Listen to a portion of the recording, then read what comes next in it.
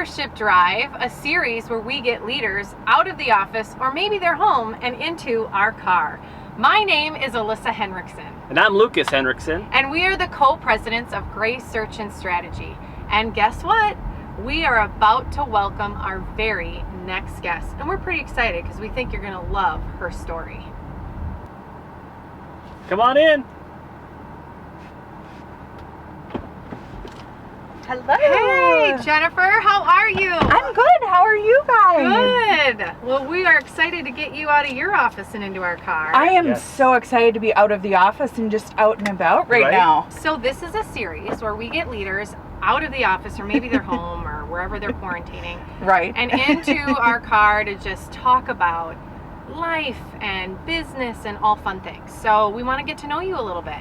Minnesota born and raised, from here, but was drawn to the tech world early in my career, which is really rare. There aren't a lot of women in tech in general. I worked for a lot of the really large companies that you guys know the marquee names of throughout my career, and then went to work for Oracle, and I worked there for a good number of years.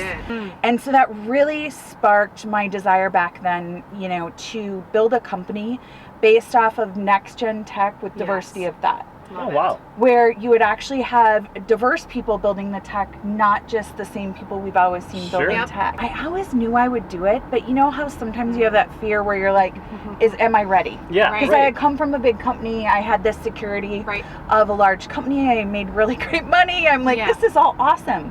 And my dad got cancer, and I was in China. And I remember thinking, I want more control over my schedule, over my life, over my time, over how I do all of this, what I'm building, what I'm passionate about. So that's what started my entrepreneurial journey. My goal was to create a social impact first company, where we would build a company where we cared first about our community we came from, about the world as a whole, and changing the world for the better. We're doing some really kind of innovative tech that people haven't seen that now is even more important during a pandemic, during what we're seeing with job losses for people. That's where we're kind of focused right now. And you have how many employees? We now have almost, I think there's 14 employees and 3 people that had the idea about what this would become. Love, because we're born and raised Minnesotans, that you're bringing it to Minnesota, because we've been saying, I mean, I sit on the board for the Minnesota State Chamber, and we've been saying since I've been on the board, this is a great place. This is a hotbed. This is a place where we have so much opportunity to drive it. Like, I feel like every day is a new challenge, a new thing to learn. Like, I've learned so much in a year, and I mean, I used to work for Oracle, I've worked for Accenture, I worked for these big companies, but I honestly have to say, this year of entrepreneurship it was like boot camp, and I've learned so much more than I would have ever learned just continuing down the path of large companies and corporate. Kudos to you and all that you've been doing and building, and just the fast growth and success. What we're working with is an organization in Colorado called Global Minded, and their mission is to connect, their bold goal is to connect 25 million first-gen to college students 25 million with internships, jobs, and opportunities around the globe. And so where we come in now as the AI AppStore is we'll be working with them to build the underlying algorithmic connection. Right? So remember I talked about all that data you can search. So imagine you're a student, you put in your profile what you're looking for, or I'm General Mills or Cargill, and I put in what I need. We can now match like a dating service or whatever for a professional dating service. Swipe left or right? Yep, swipe left or right, those people. Get them in, get them matched, and get them internships and jobs so that they don't suffer not having those connections. So is that like a fee, like a service that you provide that you, like, how does this it all? Is not for profit. So it's all complimentary to those individuals to do this. We just want to make the world better. We want people to have that opportunity. I want to say 87% of the current problems around our environment, around poverty, around health, can be solved with the tech that's already been built in the world. Like, we literally have it right now. Like, imagine that untapped potential. We have what we need through the surveys of all the sustainable development goals that the UN has come up with to make the world a better place. We have the tech to build it, and we want to be at the forefront of solving each of those and building those with people that are passionate in those areas. Oh Wow. my God. So how do you help them, like students across the board, right, of all ages, more younger though, typically have, especially now, a harder time communicating, Yeah. from what we've experienced overall. So is there an option, like in terms of like helping them learn? Land the job? Well, not so much that, maybe so, but also too just like your soft skills. The soft skills are so important, and now even more than ever, I think, based on the questions that we're getting into and the things that the company is going through, and how would the employee, if they were hired, how would they handle that? And are they empathetic to the mom or dad who could be single or going through tragedy or homeschooling 4 children? And are they being, is that candidate being understanding of the employer who's trying to shift and shuffle? And one of our passions is empowering youth with information around technology. Okay.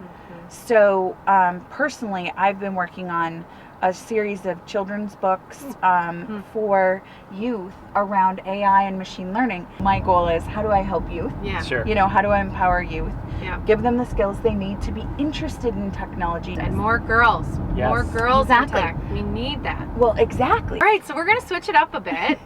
All right, if you could pick one song that you would love to hear that is a favorite song, what would it be? This Is Me from The Greatest Showman. Oh my God, I Love The it. Greatest Showman. I do a lot of personal branding classes with female leaders, Yeah. and I use this when I do their vision I was board. going to ask why this, Because this is, you are you, and you Right. come as you, and you be comfortable in it, Yes. Yeah. and you own it.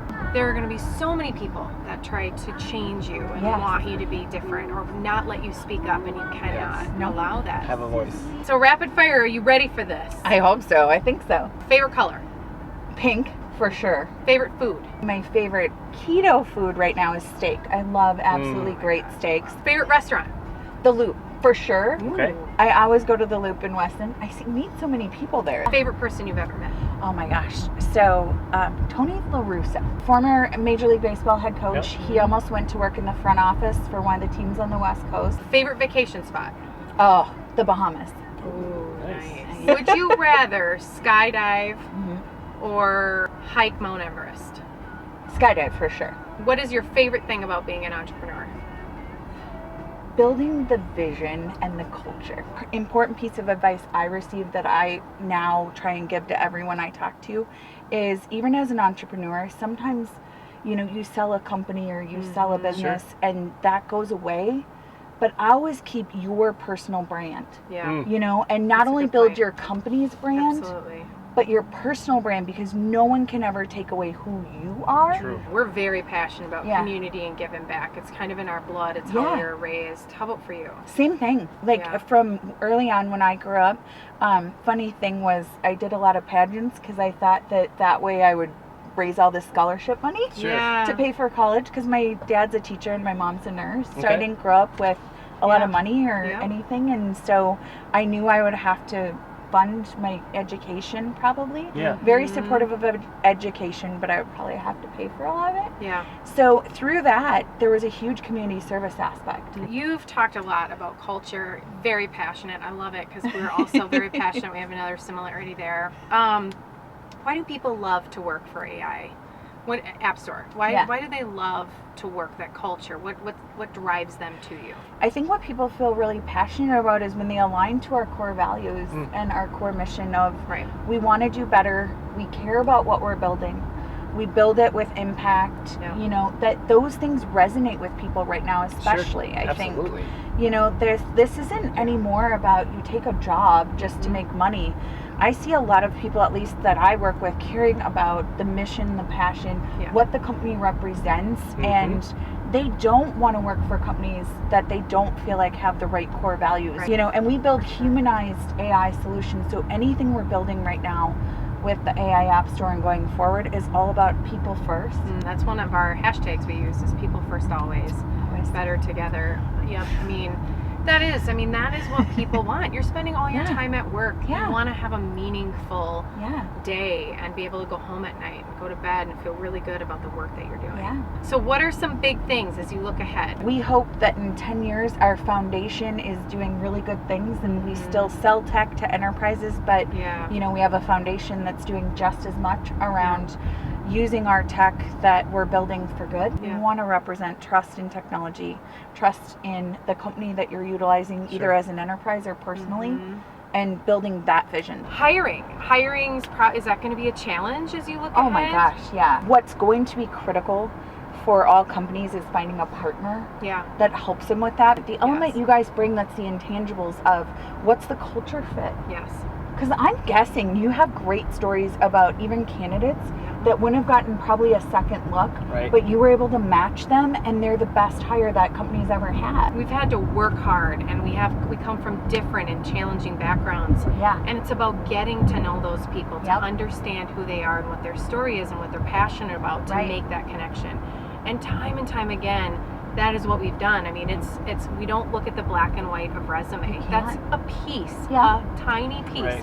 But you have to get to know the human, the person, and what they bring and what they get excited about, and then you make that match, because understanding our client's culture is where we go first, right? It's understanding them. Can we put their hat on? Could we tattoo it on our arm? Are we that passionate about it?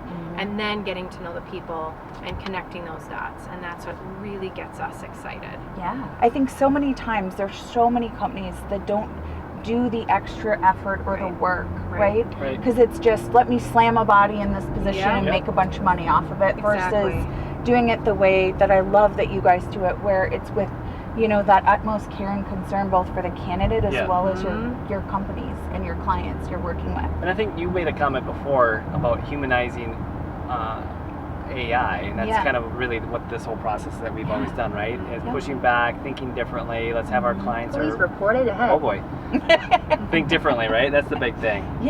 Because there and are shifting their mindset around. Because there's attributes of people that stand out different than and that wouldn't align well with the culture of the company. We're so proud of helping really good people. You know, and that's what when you can feel good about what you're doing. Yes, we want to be profitable, and yes, we want to, you know, be a successful business, but it's really about the impact you're making along the way that makes a difference. That's the legacy. Well, Jennifer, we know you're so busy, and it was just a pleasure getting to know you and hearing your story, and I'm excited to continue to partner with you in a number of ways, because I'm already thinking, but we hope we can meet up again soon, for sure. Absolutely. We have work to do together. We do, for sure. And we also want to thank our sponsors. We could not do this with the Twin Cities Film Fest. We could not do it with Evereve, because I love my clothes. Evereve, you're awesome. They're amazing, by the way. The clothes are amazing. I know. Right? And then Martin Patrick, right, Lucas? Yes, yes, very amazing too. Todd, if you want to shop at Martin Patrick, you got to talk to Todd. I know, Todd is fantastic. I'm sending all my friends that are gentlemen to them. Yes. It's an amazing place. They are. It's a great place. And of course, BMW Minnetonka. We would not be able to be riding around if it wasn't for this fantastic X7. So thank you so much. And for all of you tuning in, we want to thank you for your time. We hope that you tune in again on our next Leadership Drive series. So be on the lookout for that. But in the meantime, stay healthy and stay safe. Thank you so much. See you, everybody.